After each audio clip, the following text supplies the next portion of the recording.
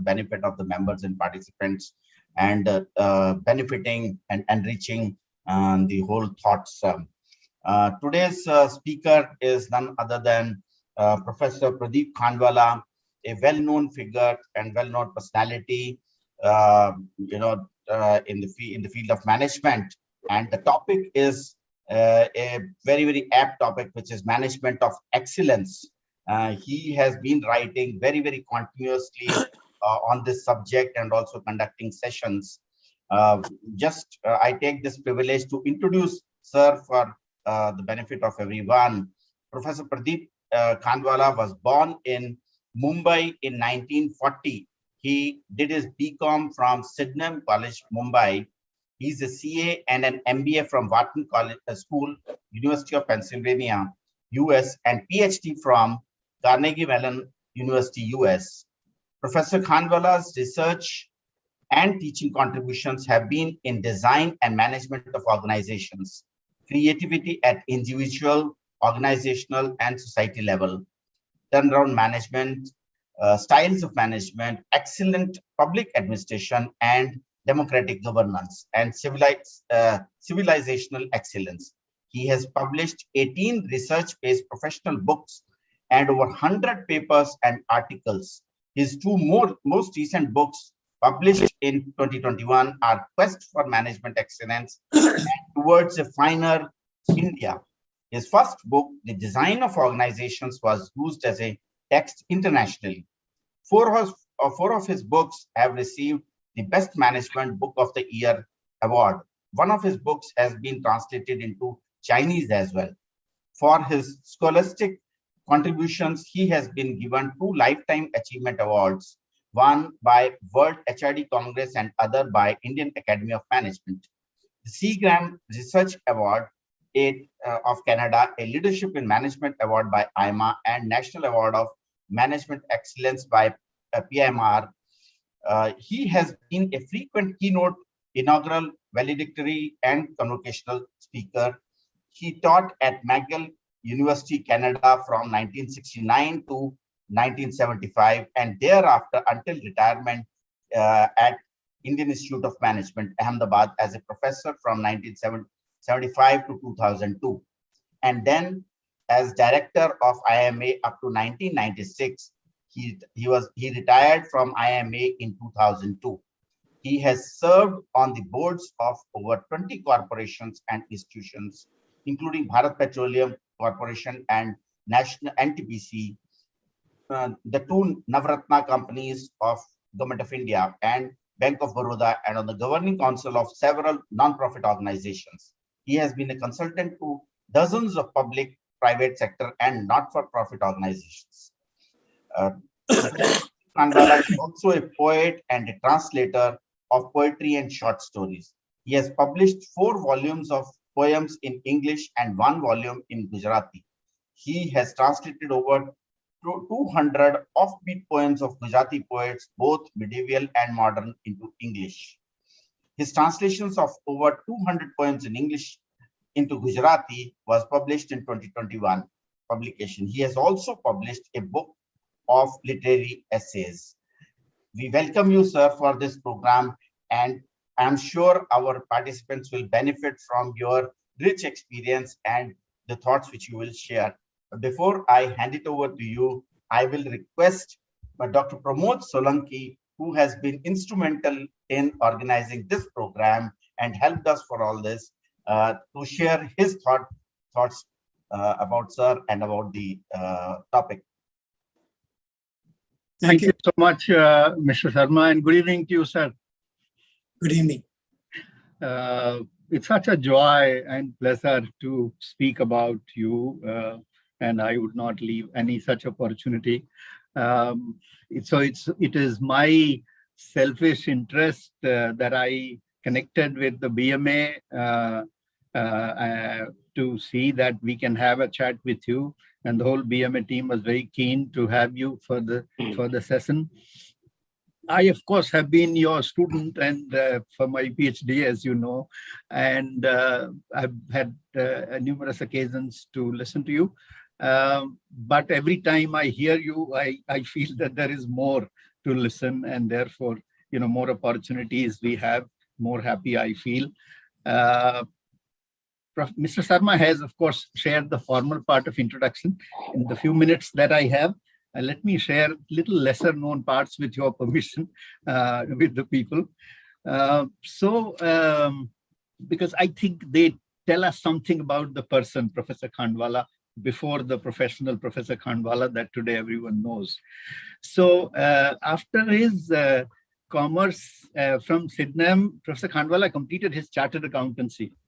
And as a part of his articleship, when you tally the books of accounts in these chartered accountancy firms, he was keen to know what managerial decisions are leading to the kind of figures that he sees in the books. So that was the level of curiosity at the age of 22, 23, when all of us are in a hurry to complete our courses and move on with life. And that curiosity led him to believe that if I really want to understand it, I need to study management of organizations, management accounting, management consulting. And that is how he decided that he will go to Wharton School, and he did his MBA there. And there again, most of us would be interested in completing our courses, but, he found that, the way organizational theory was being articulated, the way it was being presented by various senior level practitioners and academics was propagating a universal kind of an approach to, to how organizations should be run. And at that age also, it didn't agree with him. He said, how can you have a universal principle to run an organization? Organization runs in a context, and therefore, it must be part of that context, the way you run an organization. And he got so interested in this that, he continued to work on how organizations should be designed and run, got interested in his doctoral work in the same field. And since he was awarded Ford Foundation Fellowship, he also got actually admitted to Harvard Business School. But because his interest was looking at organizations from a contingency standpoint, he went by the advice of a professor who was at Carnegie Tech then, Carnegie Mellon now. And so he kind of did not pursue the PhD at Harvard. He went to Carnegie Mellon and did his PhD, began teaching at McGill. And almost in the early stages of his career, because of this deep interest, the book that he wrote, Design of Organizations, became a textbook for PhD scholars in the major universities across the world. So, we have not had many people in academics, in the management profession, whose first work would become a celebrated work in the universities across the world. So for me, sir, you are a pride of management professionals, academics for us. And it is such a privilege and pleasure for me to have done my thesis under you and to have this opportunity to introduce you. So with that, I hand you over back to Mr. Sharma. I believe, Mr. Sharma, you want Professor Kanwala to start his talk? Yes, sir. Mr. Kanwala, all the floor is yours, and we are looking forward to hearing you. Thank you, Rajesh. Thank you, Pramod. I want to thank people in BMA who have been very kind to invite me to address, Kavita Lagate and others. Today I want to talk about management excellence, what I think about management excellence. But before I do that, I want to try this little caselet on you. I don't know whether it's been circulated or not. Rajesh, has it been circulated? No, it has not been circulated, sir. Oh, I'm so sorry. I'll just read out. It's a very two paragraph caselet. Yes, sir. This is a caselet of CTC. I have, of course, written the names and so on. So don't bother too much about it. CTC was set up in 1970. Originally a joint sector company with equity participation by a state government and an entrepreneur, with government holding majority of shareholding. to produce caustic soda and other chemicals. Original objective was import substitution. In those times, that was a policy. A pioneer in technology in India, flagship company in the state, and the products were undifferentiated producer goods. Relatively high capital investment, operated in an increasingly competitive industry, versatile markets and excess capacity industry, relatively small market share in India. Now, there were a number of expansions and diversifications, but there were cost overruns, delays in commissioning plants, losses. The state government took over the company in 1980. It was managed by MDs by IAS officers with relatively short tenures and very limited industry experience. The increasing losses after 1992, defaults to financial institutions. In 1998, government brought in a professional manager, Mr. Thakur, with financial management background. They came on two conditions: operating autonomy, subject to government policies, and no political interference. He joined as CMD. Morale was low, poor credibility in the market, poor maintenance and product quality, poor low performance, concern in middle managers was low, loss of business to other suppliers. This was the situation of this company. It is not unique to India of those days and even today. As we know, there are over 250,000 small-scale units that are sick in the country. And I believe that the number of medium and large-scale units is about 10,000. And of course, there are also numerous sick companies in the public sector. So this is a fairly representative situation of a company producing chemical products. Now, I'm going to give to the participants 5 minutes to solve the problem. So let's have ideas about how do we go forward. You are now the MD of the company, and you are Mr. Thakur. And what are you going to do?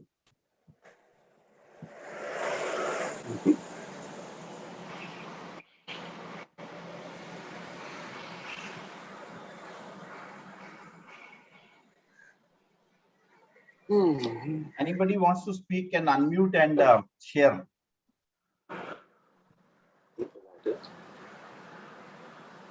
May you please repeat it? May you please repeat it? Repeat. I can't hear. He is asking that in nutshell, if it can be repeated, that's what he's saying. In nutshell, what should be repeated? That whatever you said, that it was already in nutshell. It was very much a nutshell. It's a 10-page case study which I have compressed in 2 paragraphs. How much more nutshell can I do? I think, sir, Mr. Parag wants to say something. Parag, you can unmute and say. Yeah. Yes, Parag.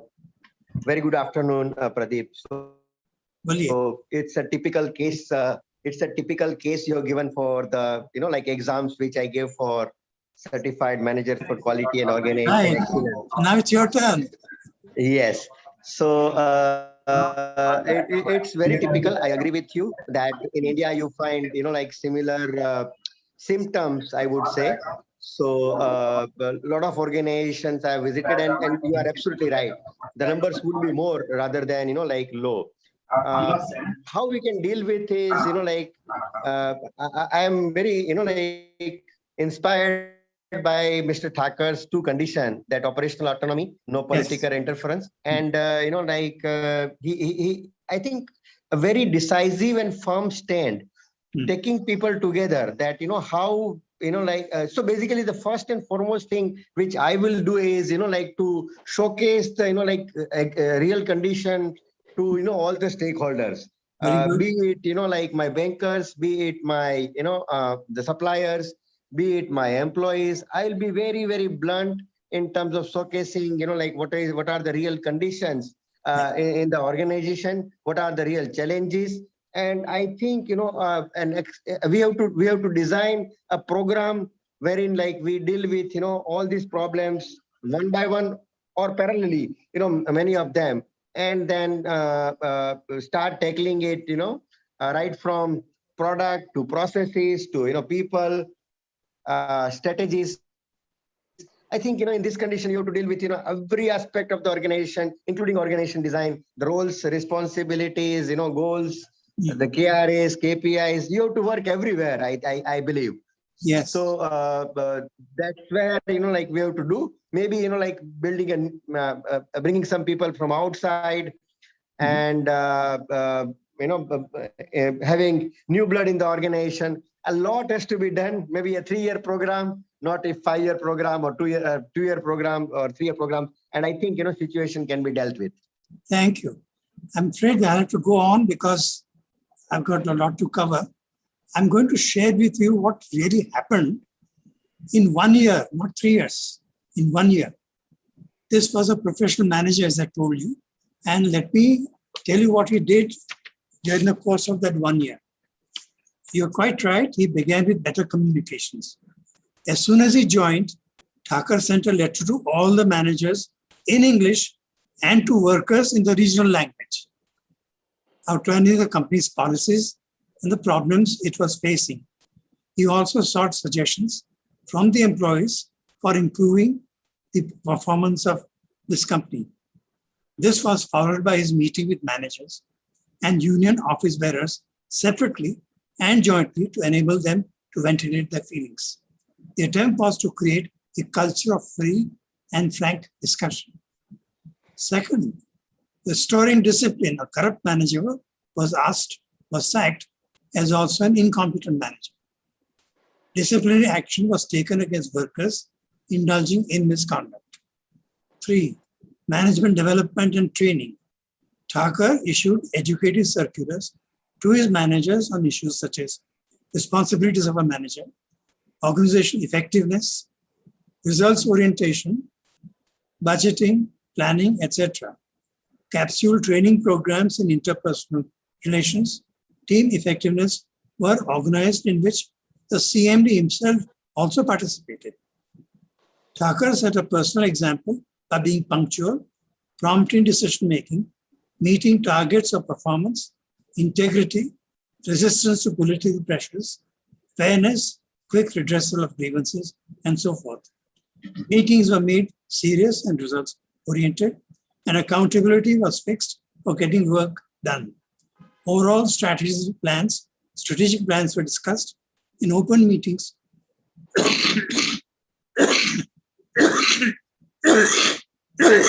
of top managers to create a broad awareness of where the company was going and to create a sense of involvement. Some reassignment of jobs was done for greater effectiveness. The jobs of middle and senior level managers were enriched and career and succession planning was introduced. Staff recruitment. Traditionally, junior level technical recruitment was done through the Public Services Commission.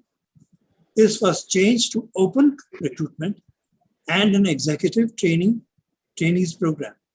The minimal qualifications of staff were upgraded. Improvement in plant operations. Plant modernization was taken up in dilapidated plants. Production was stepped up in low profitable plants.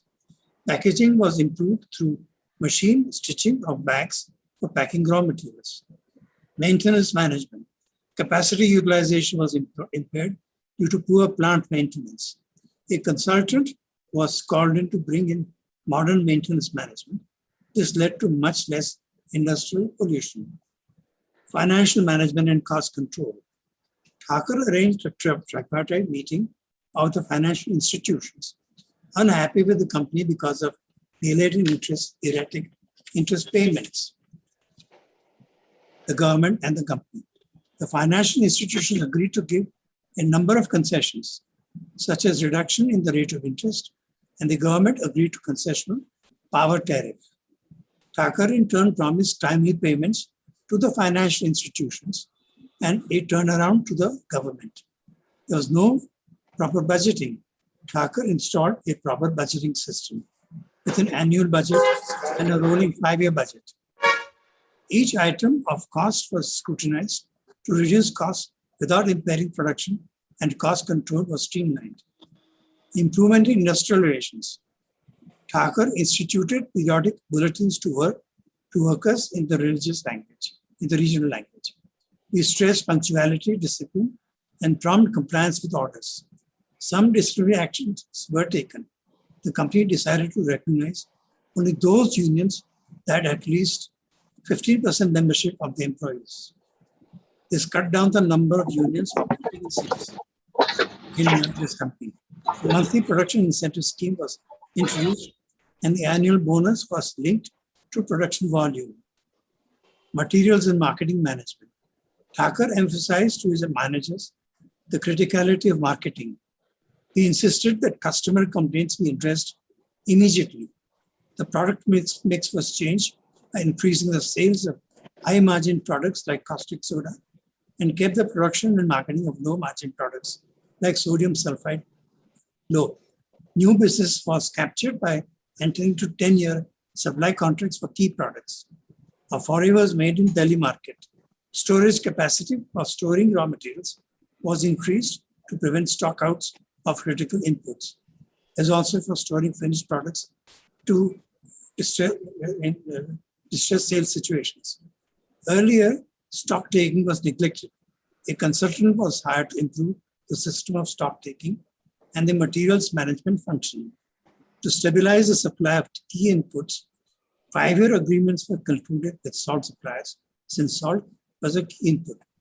And these were the actions taken during the first year of this man's taking charge. Okay, now, would you expect this company to turn around? Yeah. Yes. On the face of it, yes, definitely. Because there's so many actions taken on various fronts. Yes. But one observation I have to make that there were too many actions. In the sense, I don't know how effective these many would be. Perhaps there could have been more focused approach, say, for example, tackling the market-related issues and improving the cash flow and having more money in the pocket, and maybe tackling IR situation, if at all. But here, I think is acted on 8-10 fronts. Yes. And whether they would have the capability to handle such complexities, and all the issues. That is one guess I would make that it was perhaps not so successful, though it looks good on paper. Nirpal, that's exactly what management excellence is, to be able to act on so many fronts successfully, not perfectly, but well enough to be able to make a difference, because it creates a momentum of change. And that momentum of change is what carries a company forward. To share with you the results,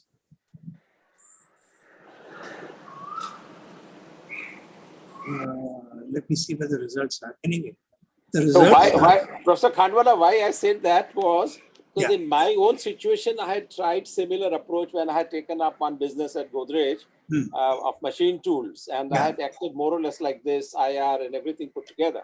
But I was very moderately successful, and it took me more than 3-4 years to really make money. And then on the retrospect, I thought that if we had focused making money first, maybe I could have done the rest of the things, pulled it along. So I don't know. Well, be right. But let me tell you that in the 3 years that this man was at the helm, the profitability of the company exceeded that of the industry. It exceeded of the industry, the chemicals industry. Okay. It was a spectacular turnaround in a very difficult situation that practically everything was going wrong. And yet, through the kind of leadership that he had shown, that he carried people along, talked to them, communicated, found out the effective ones, and then promoted them properly, gave them proper incentives, took a number of steps to cut out the things that were bleeding the company. And he was able, in 3 years, to exceed the profitability of the company. This was a turnaround of cities. Now, today what I want to talk about is not this kind of turnaround, which is turnaround excellence only. I want to talk about 6 different kinds of management excellence. Okay, so let me begin by first of all enumerating them. One is competitive excellence. You're in a competitive industry, ruthless competition, and you want to get to the top. How do you do it? Second is durable excellence.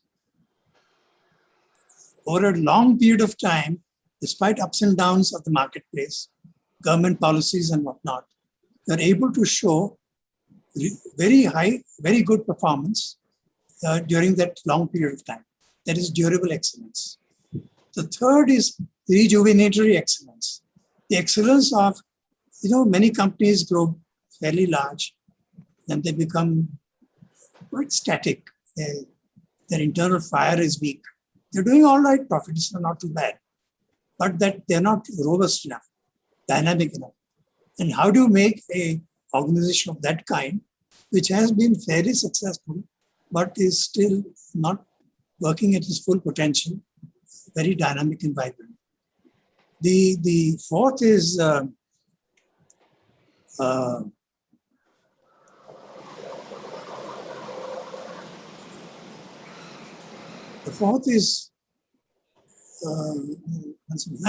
missionary excellence. In our country, as you know, we have a number of national missions, both in terms of production of goods and services, and also social missions. And how does an organization that adopts a mission of this kind, national or social, how does it excel? So that's the fifth kind. And sixth is where you have run into or are likely to run into a disruptive change, a major change that can threaten your existence, your profitability, and so on. How do you cope with that? So these are the 6 excellences that I want to talk about. First, let me talk about competitive excellence. Competitive excellence, yeah. The example I want to give is that of Nirma. Nirma, as you know, is based in Ahmedabad. It produces detergents, or used to produce detergents. By now, it is diversified a bit. This company was started in 1969 in a highly competitive environment where the likes of Hindustan Lever were the leaders. The promoter was Karsandas Patel. Now, this company started with a production of 12 tons a year. The company grew by 50% per annum compounded and produced thousands of tons by 1986. The company was run as a tight ship with stringent cash control, strong results orientation. It had a lean organization structure with just 60 managers running a company with 8,000 employees. It followed an interesting strategy. Instead of coming out with premium quality products, it came out with fairly good quality products that were affordable by the masses, and many of whom were not even users of detergents.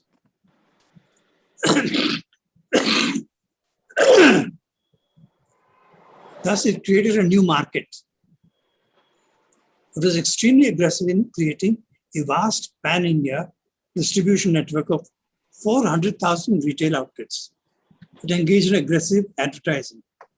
Karsandas Patel had an altruistic streak in him. He set up Nirma School of Management, now Nirma University, as his contribution to higher education. The governing principles for corporate competitive advantage excellence are no frills, sharp focus on profits and growth and results, tight control over costs, strong marketing and advertising, and creating or serving a niche in the industry where competition is relatively low. This is how a company aiming at competitive excellence, which is really a not very well functioning company, a small company, can attain competitive advantage. Now, competitive advantage is quite fragile. It can be disrupted by newcomers because what you're doing for competitive advantage is fairly easy to replicate.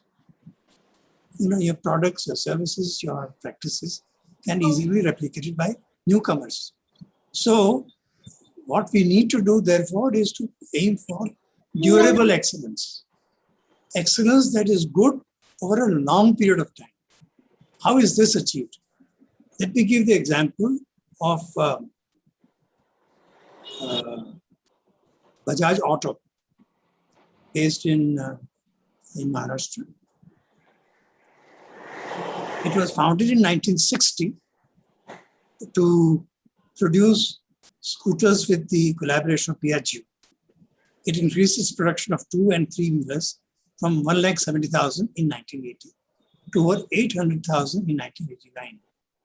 It continued to grow rapidly and became the third largest producer of 3-wheelers in the world. Its profitability remained high for a long stretch of time despite the ups and downs of the Indian economy. In 2019, Bajaj Auto had sold 6 million units and its total revenues were about $4 billion and net profits $700 million. The company has made many bond issues. The current price of the share of ₹10 face value is, I think, about 4,000 rupees. How was this outstanding durable performance achieved? First, the vision of the company has been to be the world's leading manufacturer of motorcycles, not just of India, but of the world. It sells globally, and this insulates it from declines in any major market, like India. It seeks to be number 1 or 2 in all its markets. It is diversified not only in large range of 2-wheelers and 3-wheelers, but also in intra-city transportation and urban mobility. It aims at making sure that its key brands in every market it operates in are among the top 2. It seeks continuous improvement in its core components in sales and service, design, development, engineering, manufacturing, safety, and protection of the environment. Its strong R&D effort makes this possible. It has inculcated a culture of manufacturing excellence in all its staff, and a large majority of its managers are engineers.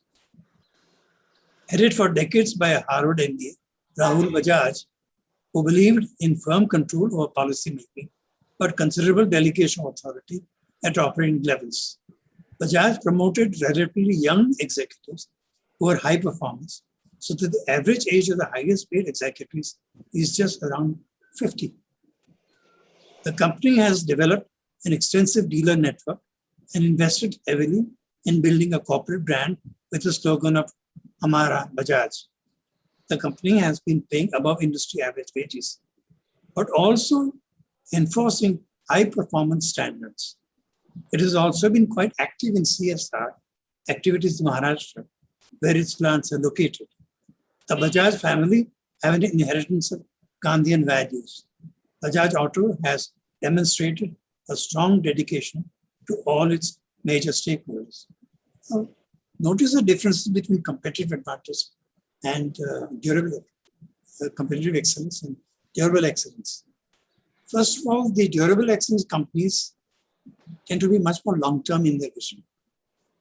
And their vision is stakeholders oriented, not just promoters oriented, profit and growth, but oriented towards satisfying the needs of a whole galaxy of stakeholders, employees, vendors, lenders, government departments with which it has interface, communities in which it is working, and so on. So it has got a big support base. That's a second big difference.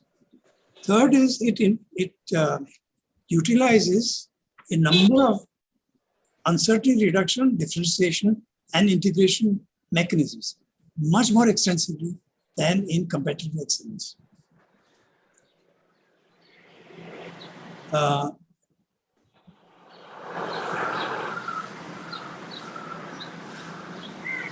Like, for example, much more global market research, investment in long-term supply contracts, long-range forecasting and planning, R&D, vigorous brand building, and so on. These are the ways by which the company tends to insulate itself from market pressures. It also is involved in differentiation mechanisms, like divisionalization, use of more complex structures, involving many life and staff departments. They use more integrated mechanisms like profit sharing schemes for the staff, a sophisticated control system, participatory decision making at all levels, a strong emphasis on mission, vision of excellence, and sales, etc. They also have much more stakeholders satisfaction orientation, and they invest more in creating a leadership pipeline for all managing positions. They tend to rate themselves not just on profitability and growth rate, but also on many other indicators like employee satisfaction, impact making CSR, ethical functioning, protecting the environment, and satisfaction of the needs of all major stakeholders. As a consequence, they tend to show much more stable, high performance on not just profit and growth, but many other indicators of performance. That is where the critical differences arise between competitive excellence and durable excellence. And most visionary companies, most well-managed companies, do try to make it from competitive excellence to durable excellence. That's the natural progression, if the management is wise.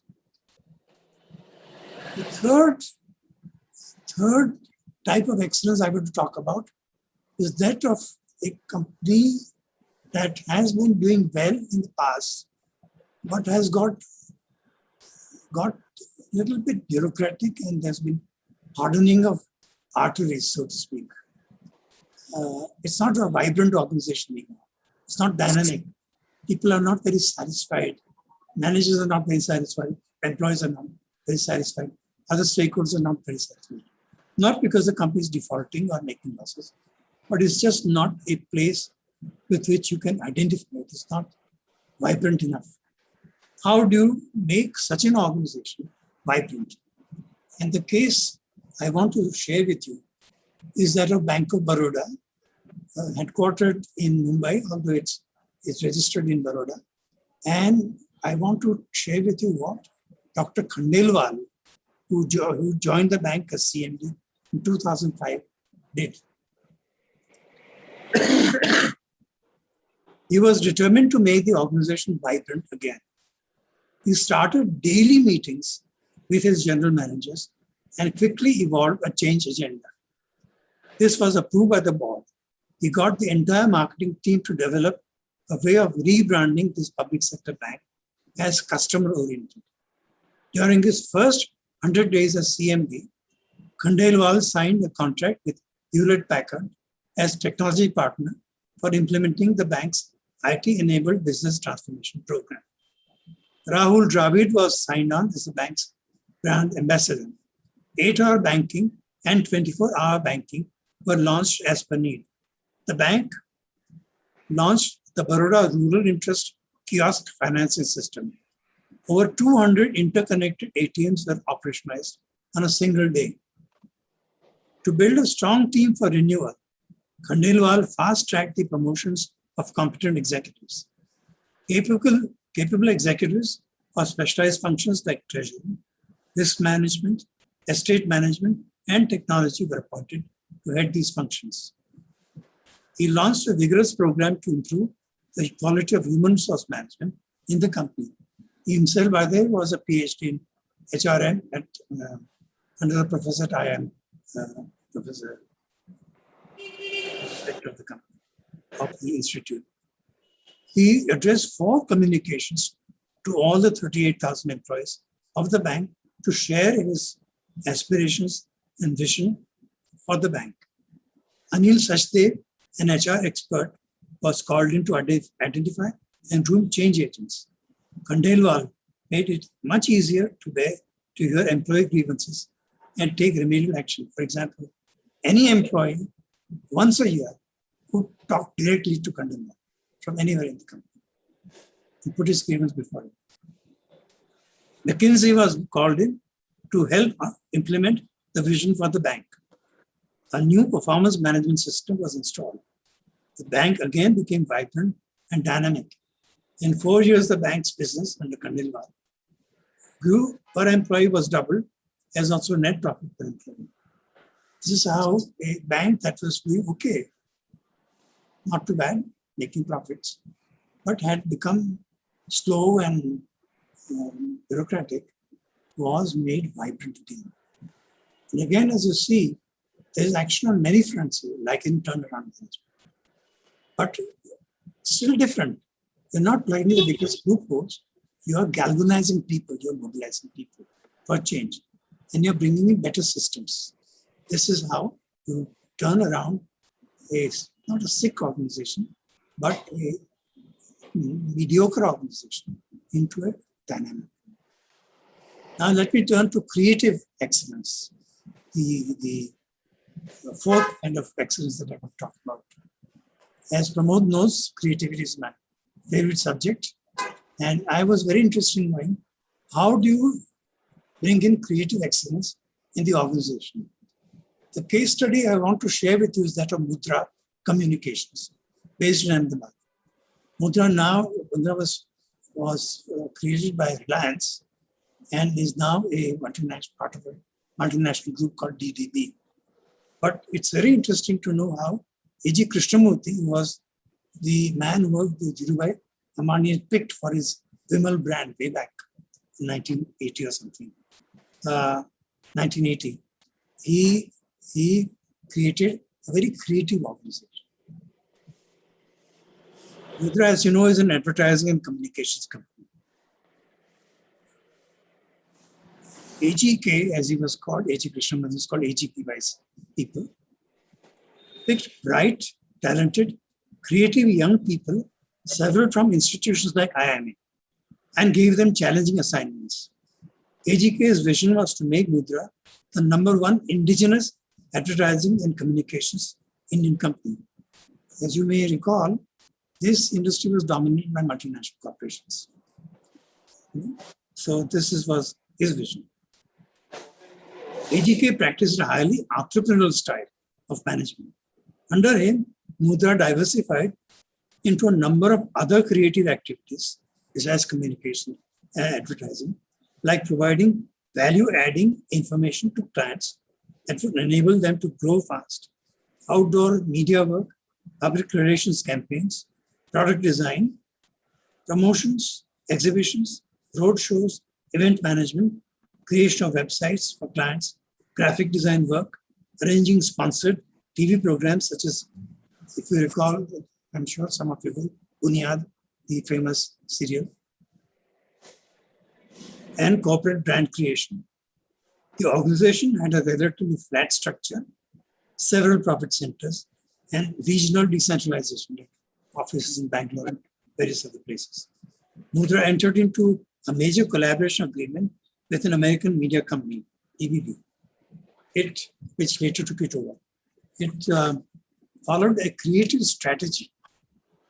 It identified the needs of dynamic, medium or small companies that had weak communication systems and advertising systems and helped them to grow fast. Mudra identified the long-term prospects for target industries and developed a high-quality communications products based on careful market research or presentation to the clients in these industries. It targeted not industry corporate leaders, but relatively underserviced smaller companies hungry for growth. Mudra invested in professionalizing its IT services. AGK developed an internal work climate that favored creativity and innovation. Mudra also had an altruistic and visual side to it. It set up MICA, a pioneering institution of communications, to train communications professionals, not just for itself, but for the entire industry. Mudra won innumerable awards for communication excellence and creativity. So as you can see, it's not that it's a different management ultimately is the same, but the way you approach it, the way you create a culture of creativity and innovation, that is where the difference lies. When you invest in young, bright people, you give them challenging assignments, you diversify very quickly into related products and services which are creative, which involve a lot of creativity, and that's how you foster a culture of creativity and innovation. Now I come to the fifth kind of missionary excellence, And that is the fifth kind, which is the missionary excellence. There is truly companies that adopt the national mission or social mission. National mission could be self-sufficient, self-reliance in defense or in some other heavy equipment, some other product or service. And social mission could be the removal of illiteracy in a region, helping underprivileged people and so on. So there are a number of national missions that are available. And this company tries to excel at being a missionary organization that is excellent at achieving its mission. Let me give the example of Bharat Heavy Electricals Limited, BHEL. BHEL, as you know, is a Government of India company. And achieving to an exceptional extent the key national or social mission is missionary excellence. It is owned by the Government of India. It was set up in 1984 to ramp up the power generating capacity of India. Look at the contribution BHEL has made. India's power generating capacity was about 2,000 megawatts in 1950. Can you guess what its capacity today is? Anybody?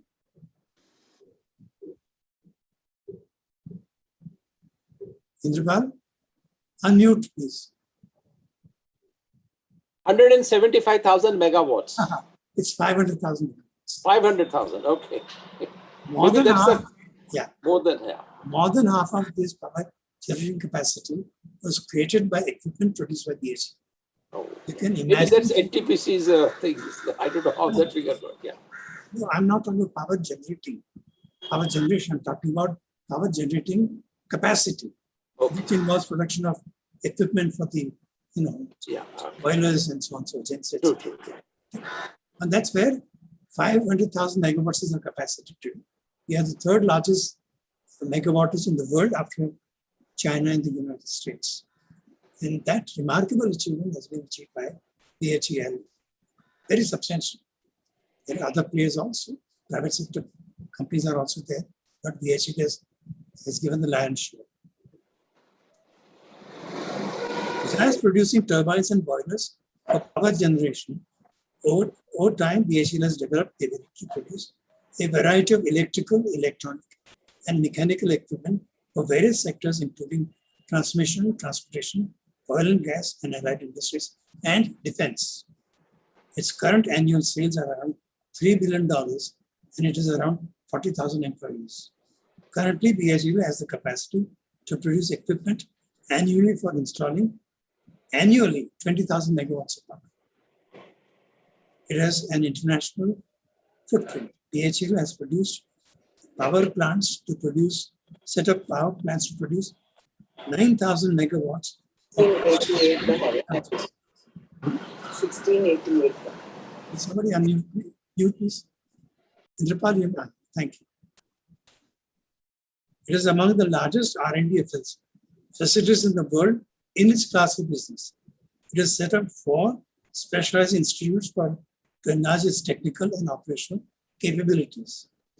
BHEL's vision is of being a global engineering enterprise in the field of energy, industry, and infrastructure. BHEL has a highly professional board with only 2 or 3 from the government out of 14 members, the rest being professionals. BHEL's key values are careful stewardship of the shareholders' investments, delivering superior services that make a difference in the lives of its external stakeholders, respect for the unique contribution of each individual staff member, preservation of the environment, excellence in honest efforts, loyalty to customers and to each other in the organization, maintaining high ethical standards, high personal integrity, etc. BHEL has invested heavily in human resource development. On an average, 5 days of training is provided to each employee. Remember, there are 40,000 employees. With a strong emphasis also on managerial training. Despite pursuing a major national mission, BHEL has remained a profitable company. I wouldn't say its profits are great, but it's good enough. It's not intended to make supernormal profits. Now, finally, I come to the sixth kind of excellence, which is becoming increasingly important in the world because we live in an age of discontinuities, disruptive changes. You know, there's a war in Ukraine that's disrupting supply chains. There's tariff wars between China and the United States. Globalization of the economy is disruptive change for many domestic players. There can be a major earthquake, civil disorders, etc., etc. How do you renew yourself? How do you reinvent yourself to cope with a disruptive change that threatens your life or your profitability? That is what is the sixth kind of excellence I want to talk about.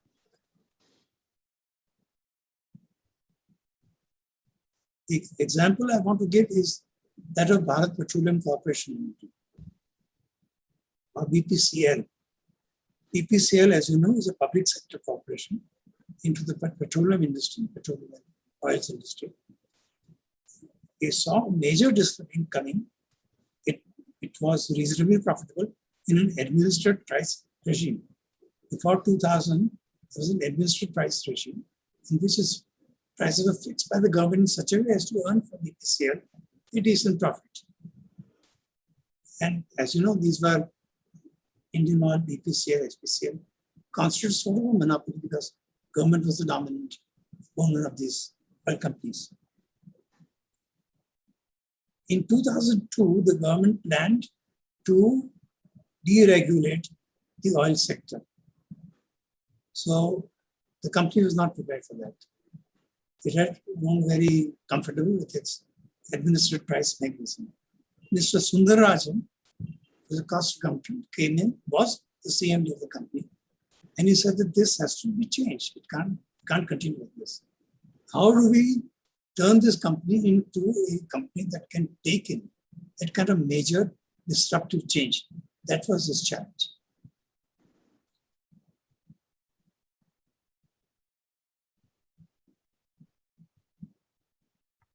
The company, CMD first appointed a cross-functional team of senior executives to study how BPCL could cope with the globalization of its markets.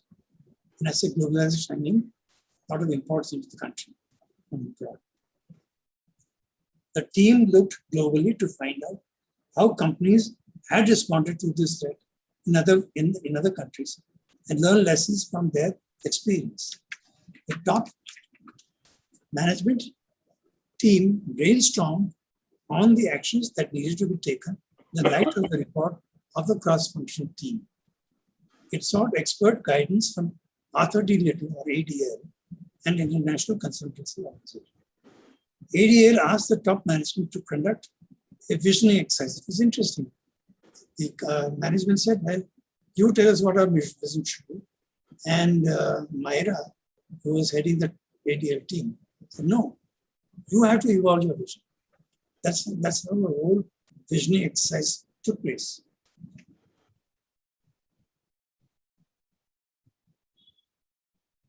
ADL asked the top management to conduct a visioning exercise that involved the participation of the entire personnel.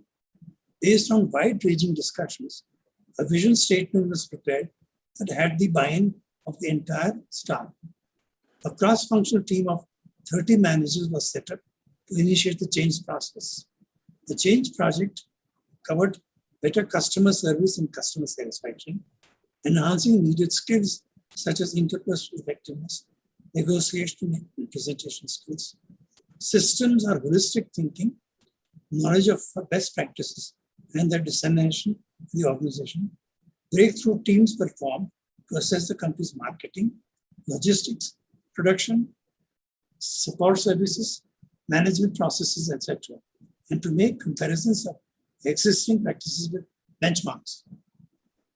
These were widely discussed. Many pain points were identified, as well as opportunities for quick improvements.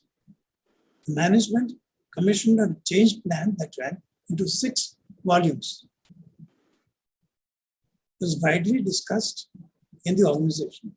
The key ingredients of the plan were organizational diagnosis, corporate key values, core business processes, and target areas for change. 600 task forces were formed to execute thousands of low-hanging fruits related to such areas as brand building, packaging, market research, efficiency, product and quantity mix, collections, safety, etc. ADL experts trained 30 full-time and 60 part-time coaches from the organization, namely across the organization. They conducted 2 training programs throughout the organization, namely the Visionary Leadership Program to help teams to identify their unique contributions to their areas and the well-being of the company, to develop a vision of excellence for each team and a realistic strategy for achievement.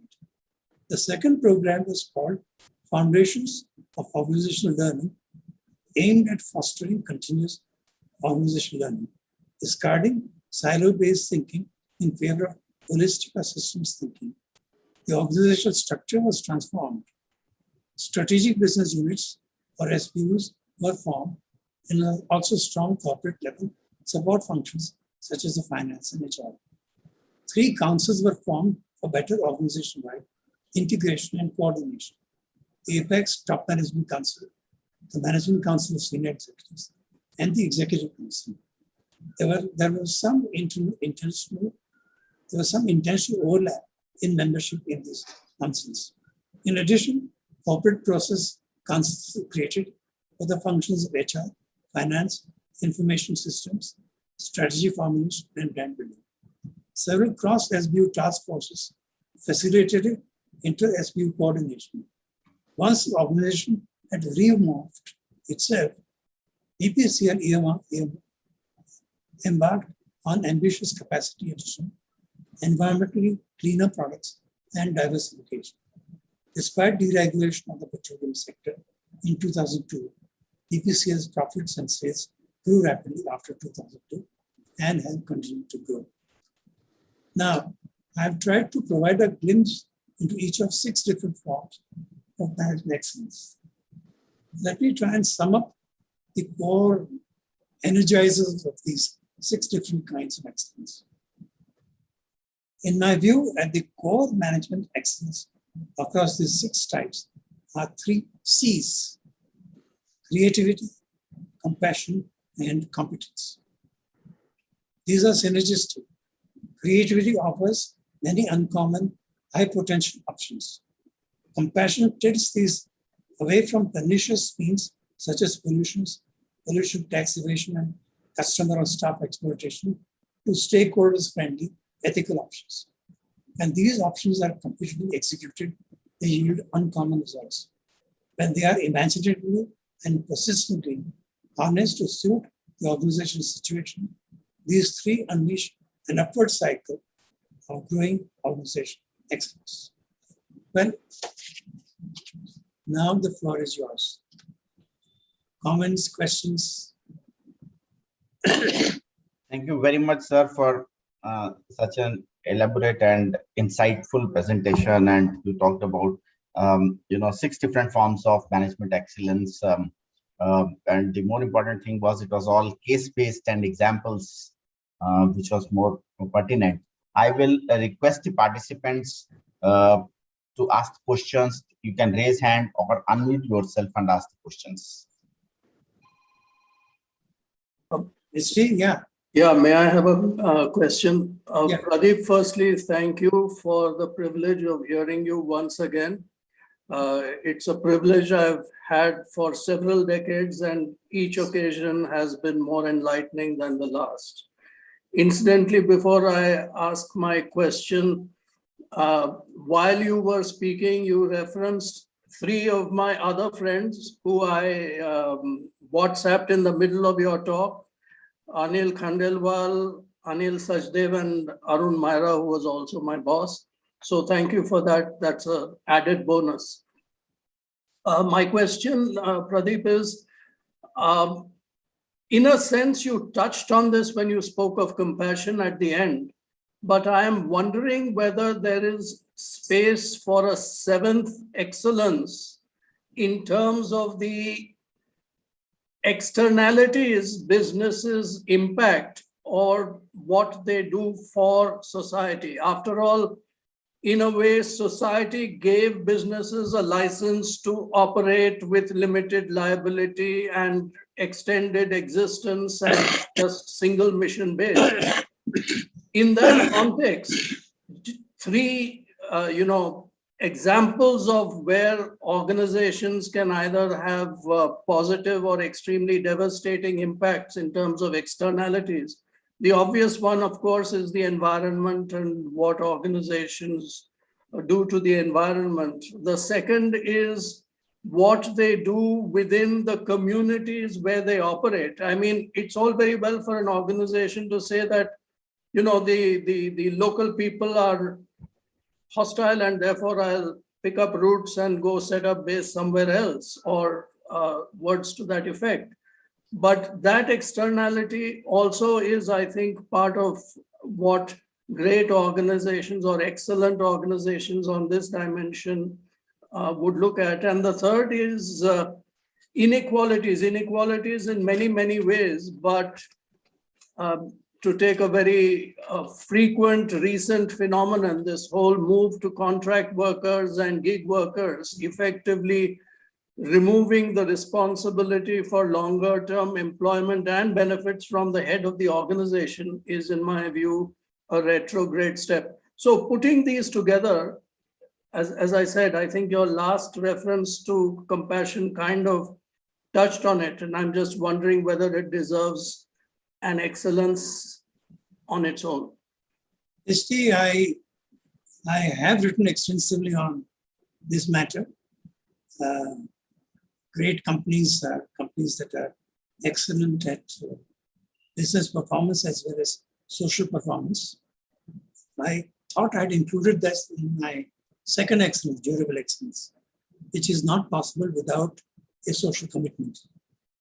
Now, the social commitment can take various forms, as you know from your own experience, and Tata's and other companies have shown excellent social compassion. By big compassion, I mean that kind of concern, not only for the internal stakeholders or the more formal external stakeholders, but for the country as a whole, for communities, for the underprivileged within those communities, and so on and so forth. And as you know, some of the big companies in Maharashtra, Bajaj Auto, for example, Aditya Birla Group companies, Tata companies, of course, a number of other companies have shown that kind of concern for empowering poor people. And whether you want to have a seventh excellence, you're my guest, be my guest and develop the idea further. But I think basically the idea is that if we want to build a great civilization in this country, great industrial civilization, then we cannot afford to have completely profit-centered companies. We will need to have companies that have a longer, larger vision of excellence, which is what I thought I tried to explain in terms of durable excellence. That you build in durable excellence because you have so much support. Now that is a selfish reason, but also there's an unselfish reason to contribute something, which is what missionary excellence is. It is through missionary excellence that you contribute something, not for your selfishness, but because you have got that kind of concern for the larger entity. It may be the country, it may be the world. It may be part of the world. But that, I think, these are the kinds of excellences that we need to talk about more in our business schools. We don't talk enough about them. We talk about profit maximization. How do you optimize everything? Cost and marketing and this and that and so on. Fine, I have nothing against professional management know-how. But professional management to do what?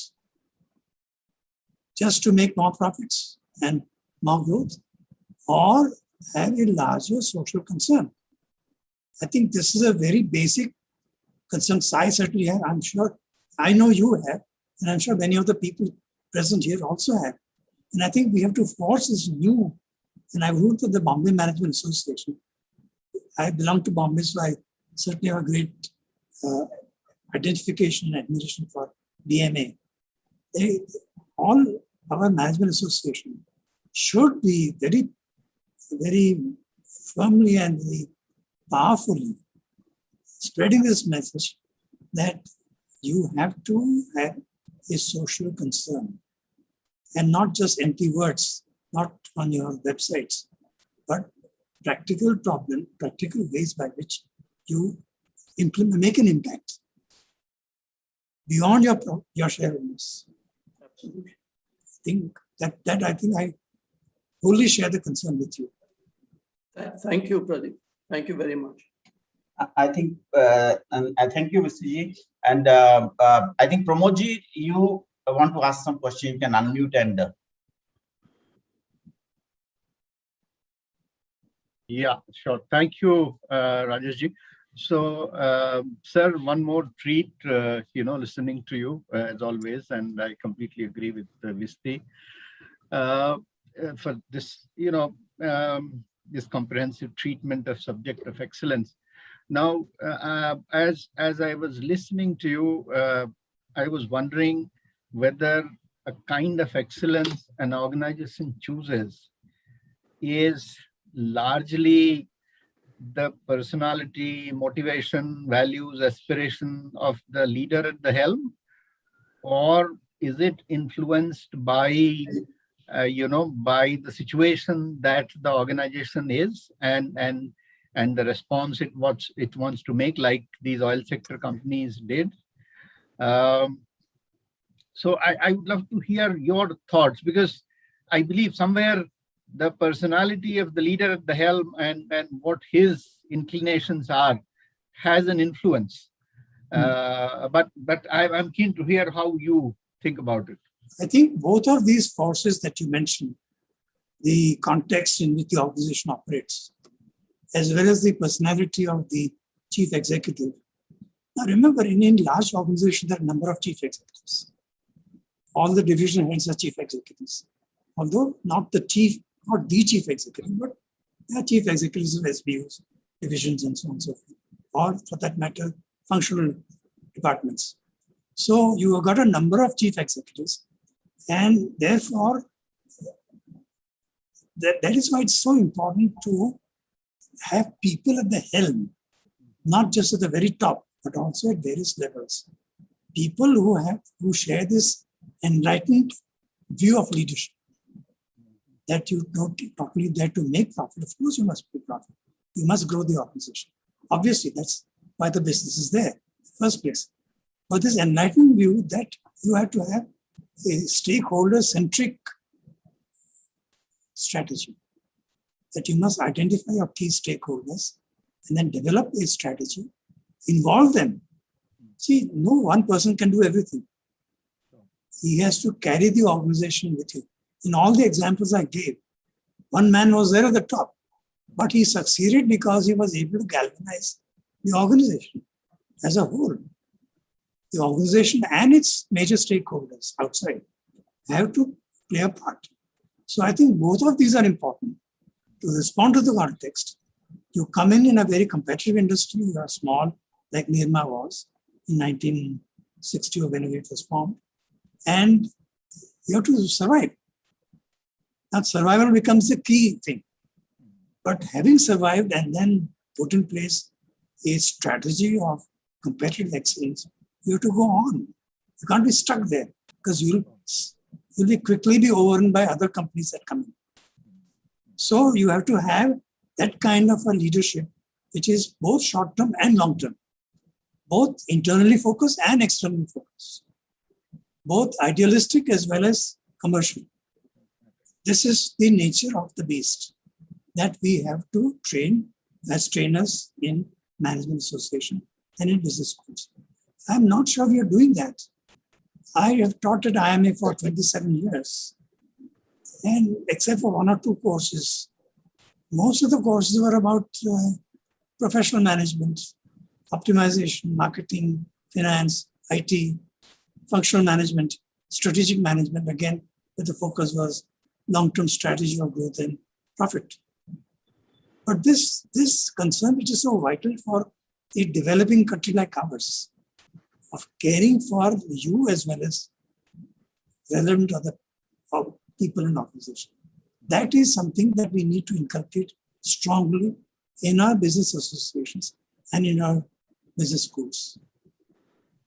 Sure. Thank you, sir. Thank you. May I ask a question? Please. Yes. I thought out of all these excellences, a lot of companies concentrate on competitive excellence, but durability excellences are not paid so much attention to. And in that context, I was only thinking of Amul as an Indian company. Yes. It strikes me as a company which somehow seems to reflect all these various excellences which you have been talking about. Any comment, Professor Khanvallah? Well, you know Amul as well as I do. And of course, Amul is a great company. It has a spectacular performance. It has been a primary actor in the milk revolution of the country. Amul means Dr. Kurian and NDDB, both together, National Dairy Development Board. He was chairman of both, Amul as well as National Dairy Development Board. Now, this man is an excellent example of creating durable excellence. He catered to the needs of the milk producers by making sure that they were paid on the same day based on the fat content.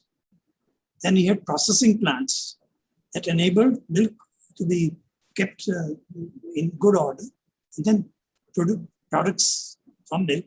Today, Amul, if you go to any Amul parlor, you'll be amazed at the range of products that they are selling. Ice cream and, kulfis and milkshakes and God. And even biscuits. Biscuits. Hot chocolates. Chocolates, yeah. So yes, that is the kind of management that we need in this country. Sundarajan, again somebody like that. BPCL, Bharat Petroleum Corporation. Rahul Bajaj in his own way. So there are a number of organizations in our country. Remember, I have given only Indian examples. I was on the board of 3 of these: Bharat Petroleum, Baroda, Bank of Baroda, and which ones? BHEL. No, not BHEL, no. Bharat Petroleum, Bank of Baroda, and one more. Mudra, you have been there, sir. Mudra, that's right, yeah. 3 of the companies. So I have a fairly intimate knowledge of how they function. And it was a joy to watch these chief executives. I've been on 20 plus boards. And most of them are quite boring experiences, being a board. Okay. It was a joy to be on these boards because, you had such active discussions at the board level on what to do, how to go forward, how to galvanize things, how do you, break into new markets, how do you improve the functioning of the organization, how do you raise productivity, how do you raise efficiency, how do you innovate. So Khanvallah, I'm sure Visti knows Khanvallah. Khanvallah was a person who really created lot of creative thinking in the Bank of Baroda. So, and similarly, of course, AG Krishnamurthy in Mudra. So this kind of Sundarajan, not directly, he was not himself a very creative man, but Sundarajan inculcated a process of change that involved a huge amount of innovation and creativity, transformed the organization. So where do we teach creative organizational design in our programs? Where do we teach missionary excellence? Yep. So there are lots of things to do in our country. Professor Khanvallah, can I say something? Yeah. Yeah. Okay. Once again, very nice meeting you again. I hope you remember me. As many years ago, we had met in Mumbai at various occasions and so on. I've read this book, Organizational Excellence, the green book you have. Yeah. And when I read first, I was struck with this the fact that beyond Tom Peters and others, you have defined and enlarged the concept of excellence itself. In the sense that it's not one excellence with bias toward action and those, kind of 5 things and so on, but much holistic and broader view So that had stuck to me very clearly. And about those 12 items which are necessary to do, like uncertainty reduction mechanisms and other things that you have enlisted there, apart from the 3 C's that you mentioned, I think are immensely helpful. Though I don't remember whether you have elaborated them further in the book or not, because I read it many years ago. But I suppose with today's times, some of those 12 mechanisms that successful companies have instituted would be of great help. I don't know whether in your later books you have done more. Nirmal, if you remember, if I may mention this, these mechanisms are mentioned first in the design of organizations published in I see. 1977. That was then. Well, okay. Yeah. Then we have to go back many years And also ago. Organizational designs for excellence. But I suppose that book is out of print now. I don't know. Yeah. I have my copy, but I suppose it's not available. Yeah, it's out of print. Yes. Yeah. But it was a fantastic book that I remember, and I think a prized possession. But we don't really refer to it. But I think I read it there in that context, and it really hit me this thing. And you're absolutely right. I mean, in that sense, even Krishnamurthy of a SAIL also did a fantastic. Oh, fantastic! And BHEL. Yeah. BHEL also. Yeah, BHEL and then at SAIL both. Yeah, he started both. Fantastic. Yeah. But with this digitalization and the technologies, do you think this kind of things, I mean, should we add a digital excellence into this or not really? I mean, like Visti was asking. You can, there's nothing wholly about 6 forms of excellence. You can add 6 more if you like. Digital excellence can be 1 more. I'm not an expert on that.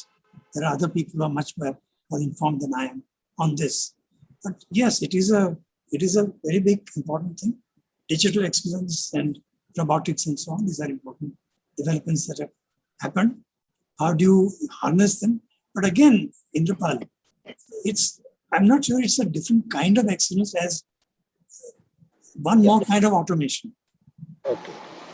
So we've had automation for now 200 years. Once the Industrial Revolution took place in Britain in the 18th century, we had mechanization. And it grew into automation. And now it's gone into the logical conclusion of robotics and artificial intelligence.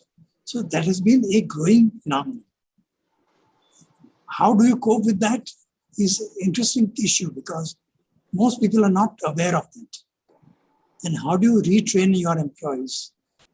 How do you redesign the organization to be able to use artificial intelligence without necessarily firing a whole lot of people? It's a major challenge. This is the question I've been asking most of the speakers, in our forum we had on digitalization and so on. And I keep on asking that with robotization and automation, so many jobs will be lost. And in a country where such a lot of unemployment is there, I mean, is it really necessary to have that level of automation unless you are globally competing? You are asking the Gandhian question. So, well, I mean, but what to do? We have. Let me make a comment, Indrapal. When the Industrial Revolution took place, a lot of craftsmen were thrown out of job in the 18th century in Britain. A lot of misery was there. Is there any major unemployment in Britain today? You have to give time. Yes, there are temporary dislocations. And that's where the state and society have to step in to reduce the misery of people who are rendered obsolete because of technological change. You have to have a support system for them, to retrain them, to help them. And if they cannot be helped, then give them some kind of alternative employment or something like that. Universal income or something like that. Something, yeah. That's how the welfare state emerged. How did it emerge? Because there was a lot of misery in the 19th century Britain. Now, when Industrial Revolution took place, a lot of units came in. In the 19th century, they grew because of colonial expansion. Then a labor force arose, and Marx, became the big person articulating that his theory of capitalism and so on, change.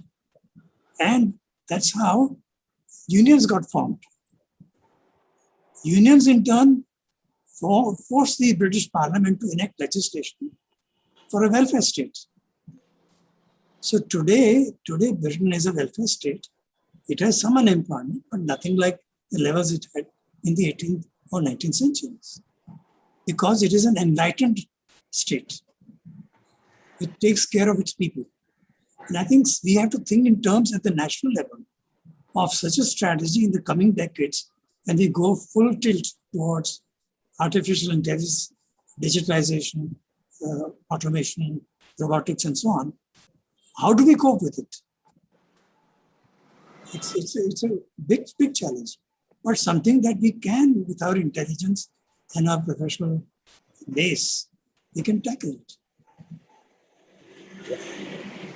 Thank you so much, Professor. It's wonderful listening to you, and I think very, very insightful explanations of concepts. I hope you will, come again and talk at length, perhaps at BMA, to little larger personal kind of interactions and so on. That would be wonderful. I'm sure that will be very welcome. Let's see. Let's hope that there's no further COVID. Yeah. I also want to echo what Mr. Indrapal Singh said. Rajesh ji, आप लोग जो है create more opportunities so that we can leverage and have the benefit of Professor Khanwala. Sure, sir. I mean, if there are no other questions, then I will just comment that, sir, BMA is honored to have you with us in this session. And as Indrapal ji and Pramod ji said, we would love to have you in our platforms, because we keep conducting, and as the things are opening out, we are planning some physical meetings as well. So we will be in touch, and we would welcome you, and we'll be definitely honored to have you with us. It is really a treat to listen to you, the kind of in-depth explanations which you gave, and the practical explanations which you gave were very, very insightful, sir. So I take, on behalf of Dr. Kavita Lagate, who's our current president, I take this opportunity to thank you for taking out time and spending with the participants, because more than the participants, it will also be uploaded on our YouTube channel so that people can watch it at a later stage, which will be for the benefit of a large number of our participants and our members. And I also take this opportunity to thank our past presidents, Indrapal ji, Mr. Ernest Fernandez, and Mr. Suresh Mahatre, for taking out time and attending this session, and my colleagues, Mr. Indranil Ghosh and Dr. Jagmohan Rishi, who has been kind enough to attend this meeting, and also Mr. Pramod Solanki for facilitating the whole program. Thank you very much for that, and we look forward to many more such programs, sir. Just for the benefit of participants, I just want to mention that our next program is Marketing in 2020 is by Mr. Bharat Bombawala on 20th May at 6 o'clock, which is again Friday Fundamentals. And I also thank the BMA Secretariat, who has been working at the back end to make each and every program a success. So thank you very much, everyone. Sir. Thank you. Thank you, Mr. Mehta. Thank you, sir. Thank you so much. Thank you. Thank you, sir. Bye-bye. Thank you.